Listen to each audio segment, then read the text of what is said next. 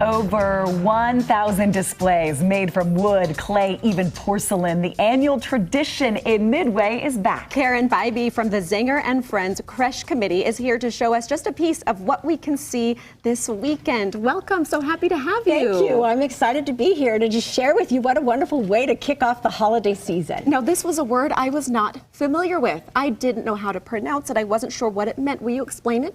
Well, creche is a French word, and it's just could be used interchangeably as the word for nativities, but it usually depicts the birth of Christ. And it was really originated in the 13th century in Christian countries. And now there's just a huge tradition of collecting international creches because every country puts their own take on the nativity scene, and their creches reflect the local culture and flavor of the countries. And so it's become quite an art to collect these from around the world. And there's a woman here in Utah that has collected 2,500 of them, and many of them on display.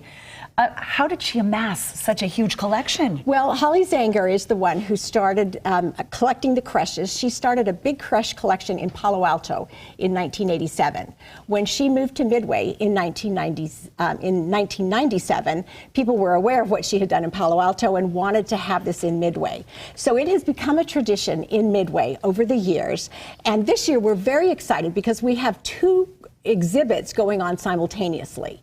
We have one that's going on in the Midway Town Hall that starts today and goes through Monday, and then simultaneously people can also go to the Town Hall creche exhibit and then go up to Holly Zanger's home, where she will have the exhibit of her creches and those of her friends on display in her home. And that actually goes until the 23rd of December. So the Midway Town creche exhibit is just through the weekend, but Holly's through the season. Oh my goodness. Okay, the theme this year is Love's Pure Light. Right. What do people say who come and who have made this a tradition? What is the experience like? You know, it is just a magical way to bring in the holiday season. And the creches are so different. They just bring a wonderful emotion. And for people who have traveled around the world, they can feel like old friends because they might seem familiar. They represent the culture of a place where they lived or visited. And so I think that's what makes an international creche collection so fun. What I find so fascinating is they're all made of different materials. Like, let's talk about this one.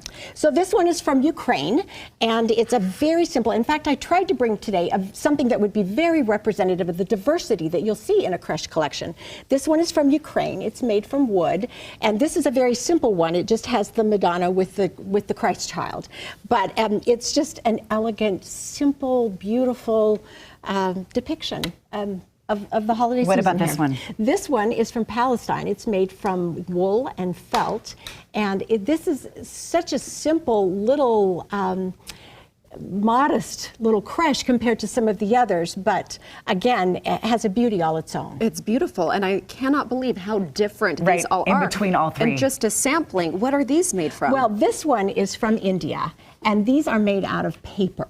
And these are actually done by orphans, an organization in India that has the orphans make these, which helps them develop self-esteem and skills, and yet provides a wonderful product. And the detail, if you can see the detail on the beards and the lamb, look at the lamb. It's look exquisite. how intricate every little it's exquisite. part of that is. And that's what makes Wow. this collection so unique and so diverse, is because every creche has a flavor and a feel all its own.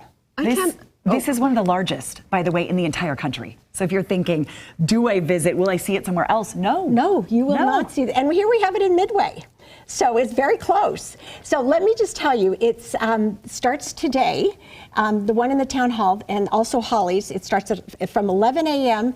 to 8 p.m. today and tomorrow, 1 to 5 on Sunday, and then 4 to 8 p.m. on Monday. And then after that, the town hall one has to go away because they have other things going on. But the Zanger Creche exhibit continues through December 23rd. Oh, good. So you have a while. So you have a while. So if you miss it this weekend, you can still catch the one at the Zanger and Friends exhibit. And everybody's setting this up volunteer-based. I can't imagine how many people. Hundreds and hundreds of volunteer hours putting this together. And it's a wonderful Midway tradition. People love it. There are a surprising number of collectors in this community. And I think that reflects people who have traveled and who have a love of things Is this beautiful. a labor of love for you? Well, it is. Because you're volunteering, right? You are, to put this all together and to come on Good Things Utah this morning. So thank you so much. Thank you. All of the information, everybody, is going to be on our website. But you can see it runs the 2nd through the 5th, and then another one runs later into the month. But go to that, our web, and we'll link you, abc4.com/GTU or midwayboosters.net. Okay, coming up next on the show, we're headed back down to Moab for a look